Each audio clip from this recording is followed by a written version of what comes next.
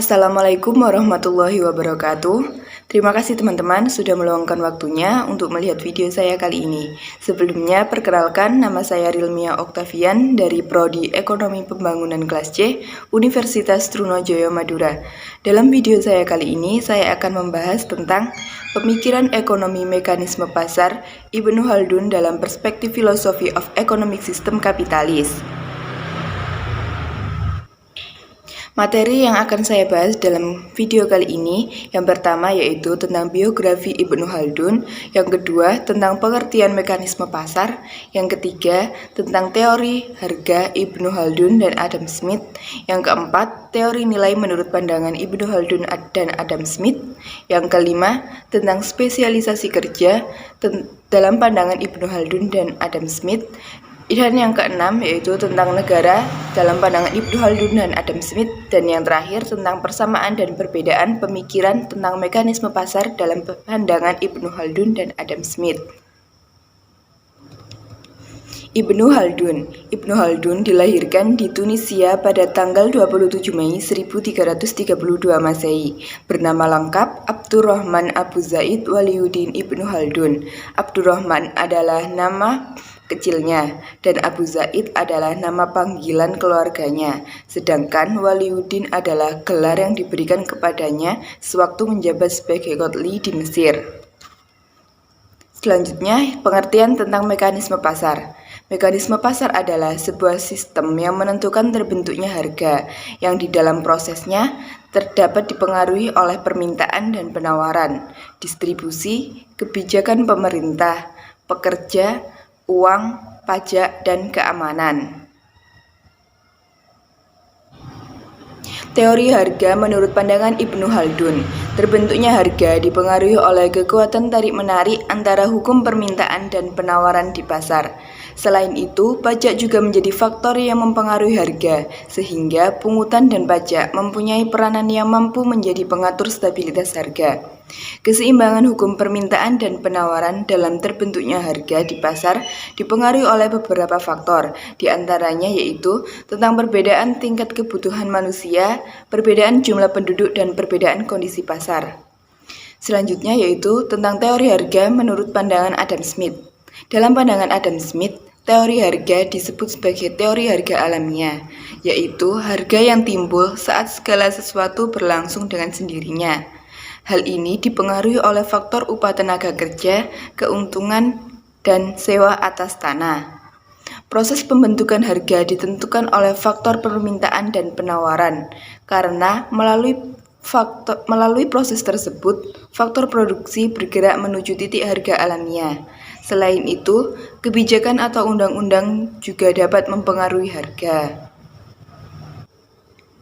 Teori nilai Ibnu Khaldun. Dalam pandangan Ibnu Khaldun, menilai bahwa tenaga kerja sebagai sumber nilai. Keduanya memiliki hubungan yang saling membutuhkan, di mana tenaga kerja bisa menciptakan sumber nilai dalam ekonomi pasar, dan sumber nilai sendiri tidak bisa bertahan tanpa adanya tenaga kerja. Ibnu Khaldun menekankan bahwa usaha dari para pekerja dalam sebuah proses pembuatan kerajinan adalah suatu nilai yang berharga. Bahkan nilai tersebut harus ditambahkan ke dalam biaya produksi, karena tanpa pekerja kerajinan tersebut tidak dapat diproduksi. Sedangkan dalam pandangan Adam Smith, teori nilai terdapat dalam Wealth of Nations. Ia menjelaskan bahwa teori nilai berlandaskan pada nilai dari suatu pekerjaan, terutama tenaga kerja. Menurut Adam Smith, tenaga kerja merupakan sebab sekaligus alat pengukur nilai. Ukuran nilai tukar sebenarnya adalah kerja, di mana seorang pekerja merupakan nilai yang tidak bisa disamakan karena berkaitan dengan proses pekerja dalam menghasilkan barang, sehingga dari usahanya tersebut dapat ditentukan nilainya. Spesialisasi kerja menurut pandangan Ibnu Khaldun. Spesialisasi kerja menurut pandangan Ibnu Khaldun menekankan bahwa dibutuhkan kerjasama antar sesama manusia untuk bertahan hidup dan untuk mencapai tujuan dari usahanya. Sedangkan spesialisasi kerja menurut pandangan Adam Smith Menurut Adam Smith, peningkatan produktivitas tenaga kerja dapat ditingkatkan melalui division of labor.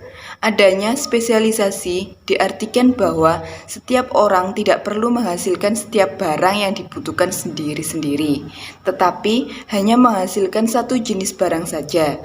Dengan adanya pembagian kerja, membuat seseorang bekerja dalam bidang keahliannya, sehingga dapat meningkatkan produktivitas.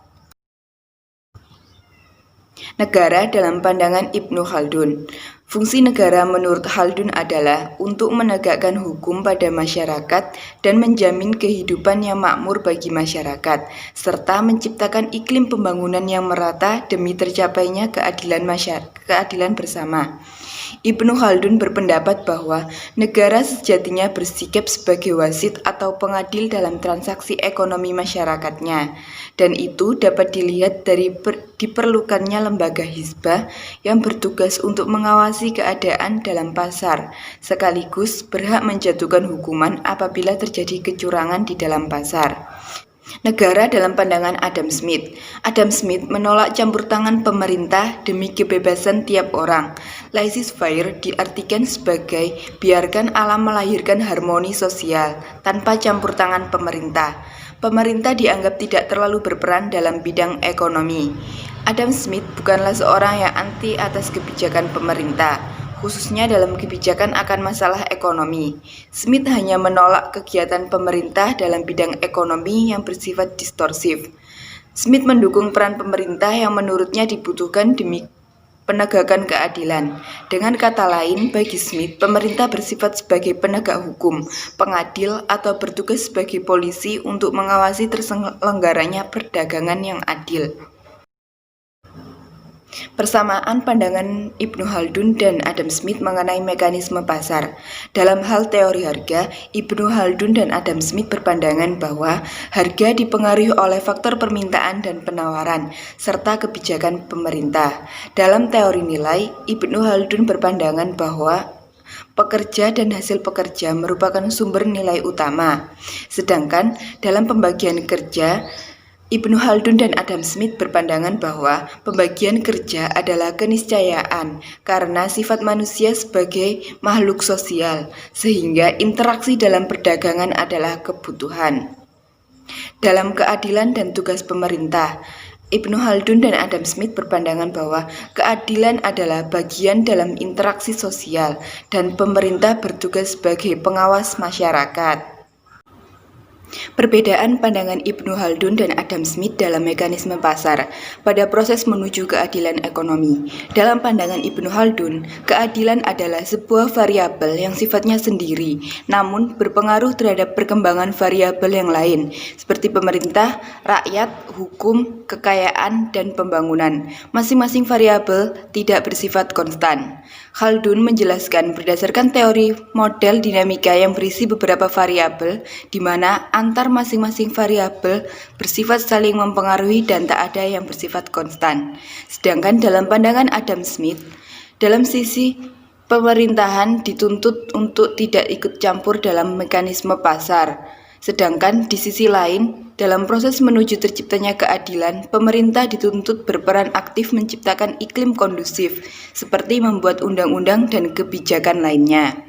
Smith menjelaskan bahwa fungsi pemerintah dengan menggambarkan seolah-olah pemerintah memiliki dua wajah, sehingga satu sama lain tampak saling bertentangan. Terima kasih teman-teman sudah menonton video saya kali ini. Kurang lebihnya saya mohon maaf. Wassalamualaikum warahmatullahi wabarakatuh.